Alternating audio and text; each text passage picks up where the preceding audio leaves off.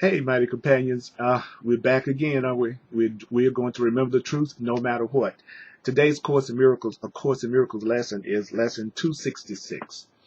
And lesson 266 is, my holy self abides in you, God's Son. And my holy self abides in you, God's Son. And the Course says holy means innocent. And God's Son is basically God's one creation. So we could say, my innocent self abides in you, God's creation. My innocent self abides in you, God's creation, God's child. My innocent self abides in you. You are God's child. So my innocent self actually lives in you. My innocent self lives in you. Here's the lesson. Father, you gave me all your sons. You gave me all your sons. You gave them all to me. Now I understand that you gave all these beings to me to be my savior, to be my counselors in sight, the bearers of your innocent voice to me. In all of these beings around me, in them are you reflected. And in them does Christ, the real love, look back upon me from myself. Let not your Son forget your holy name. Don't let me forget your innocent name, God. Don't let me forget your innocent name, God. Let not your Son forget his holy source. Don't let me forget my powerful, innocent source, God. Don't let me forget you, God. Don't let me forget you, God. Don't let me forget you, God. Don't let me forget you, God. Don't let me forget you, God. Do you know that I want to remember you, God? Do you know that I want to remember you in ways beyond my wildest imagination? Do you know that I want to remember you, God? Don't you know that I want to remember you, love? This day, I got something to tell you. Come close. This day, we enter into paradise today. Do you know that? We enter into paradise today. Calling upon God's name and calling on our own name, we enter into paradise today. How do we enter into paradise? How do we enter into paradise? Well, we enter into paradise by acknowledging ourselves in each of us, united in the innocent holy love of God. We must acknowledge the real self in each one of us, and we are united in the innocent love of God.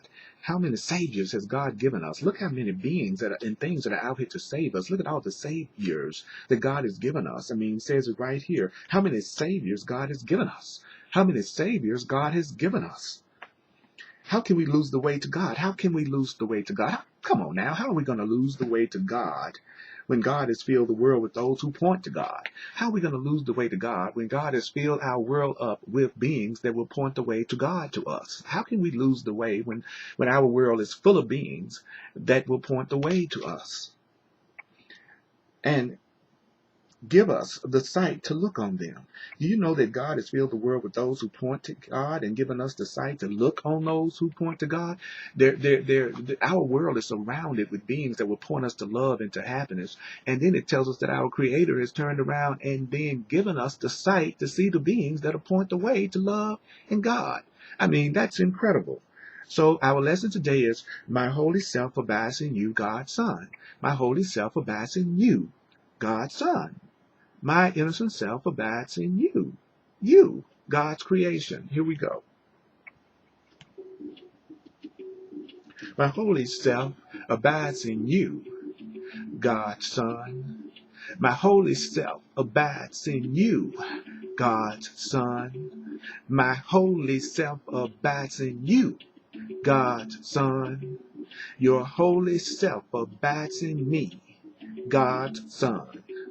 Your holy self abides in me, God's child. Your holy self, your holy self, your holy self, your innocent self, your loving self, your powerful self abides in me, God's child.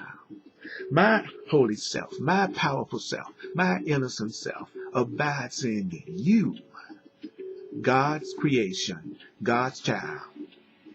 My holy self abides in you, God's Son. My holy self abides in you, God's Son. My holy self abides in you, God's Son. My innocent self abides in you, God's Son. My innocent self abides in you. Your innocent self abides in me. So if someone seems to upset you today, or you have any kind of a experience with someone that gives you something that's less than peace, in yourself say, my innocent self abides in you, and then call their name to yourself. My innocent holy self lives in you. When you're most upset, say, my innocent holy self lives in you. My innocent holy self lives in you. My holy self abides in you, God's Son. This is Earl Purdy, Earl Purdy. Go to www.earlpurdy.com. Go to www.earlpurdy.com. That's the alarm to go to www.earlpurdy.com. Hello, this is Earl Purdy, and I'm going to do Course in Miracles, and we're going to do what is the body? What is the body? And I'm going to say, what is your body? What is your body? What is the body? The body is a fence that you imagine that you built to separate parts of yourself from other parts. The body is a fence you, the child of God, imagine you built to separate parts of yourself from other parts of yourself. It is within this fence that you call your body that you think you live, to die. As your body decays and crumbles, you think you live within a body and you're going to die. That's your fence, your body. But within the fence, the body, you think you live. You think as it decays and crumbles, you die.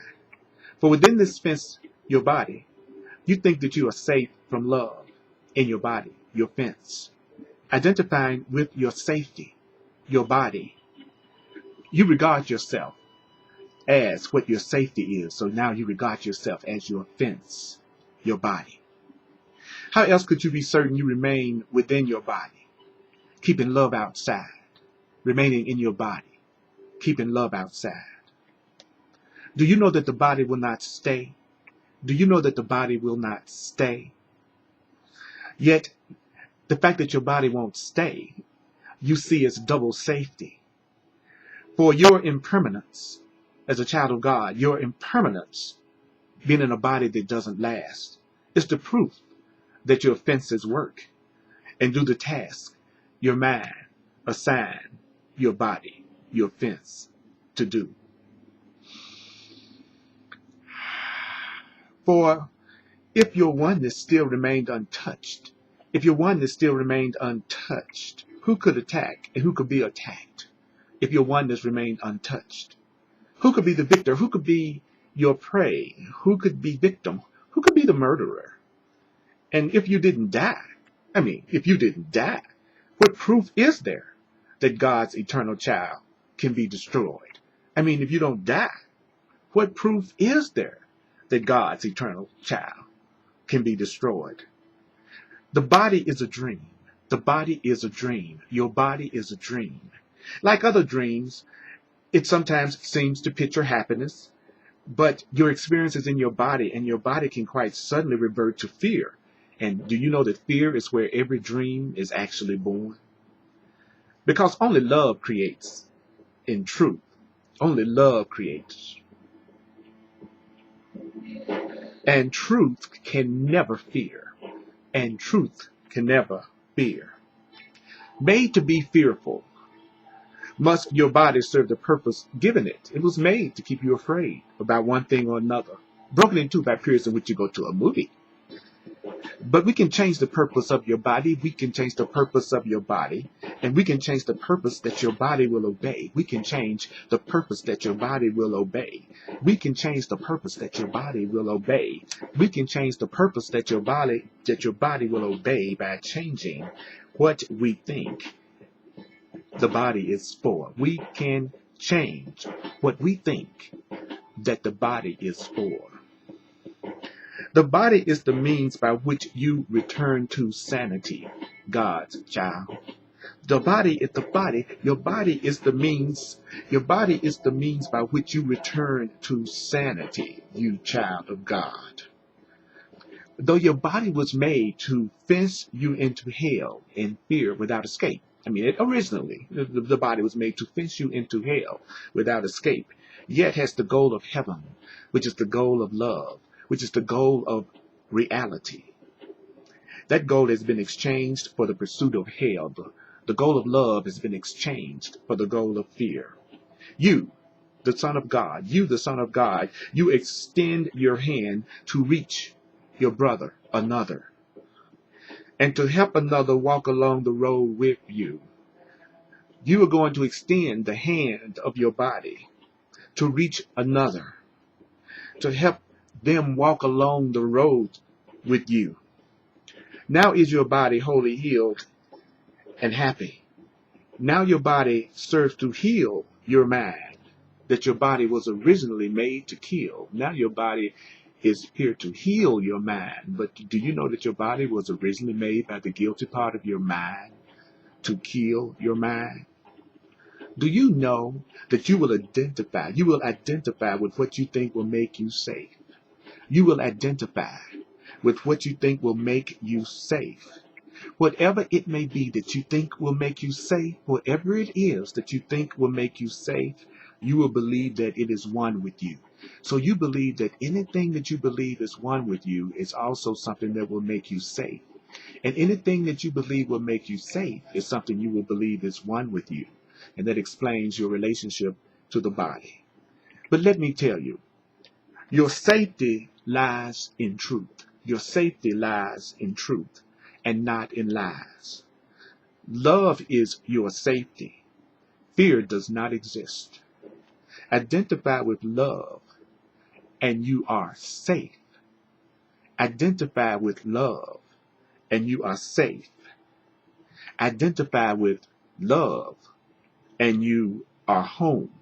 Identify with love and you are home. Identify with love and find yourself. Identify with love and find yourself. What is the body? What is the body? What is your body? What is the body? Check me out at www.earlpurdy.com. What is your body?